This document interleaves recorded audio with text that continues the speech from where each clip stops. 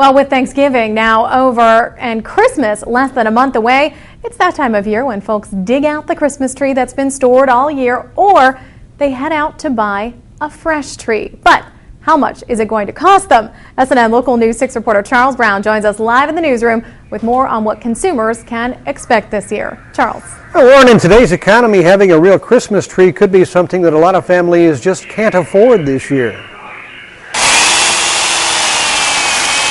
The first thing you need to know is that genuine, freshly cut Christmas trees don't come cheap.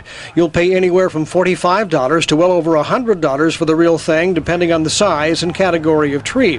One of the lots we visited was at the Geneva Christian Church, where Frank Metheny gave you some pointers on how to keep your tree looking good through the holidays. When we sell a tree, we'll take a fresh cut on the bottom so that it can absorb water, and if you put it in a nice stand with water and keep water in it, it should last through the season.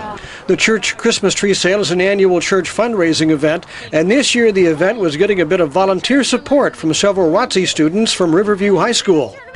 The tree this church group took away was a 12-footer costing something in excess of $200. The smell, the shape, and the height. We need a big tree because it's for our church. It's going in the sanctuary. Meanwhile, on the other side of town, the Vamo United Methodist Church was kicking off its annual tree sale. We asked tree seller John Long about what might be considered the top-of-the-line tree. The Cadillac is the Fraser firs. They're from North Carolina, and they're very pretty, they're very durable.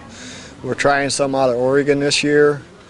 They're the Norman firs. They're supposed to be comparable, and we'll see how the customer likes them.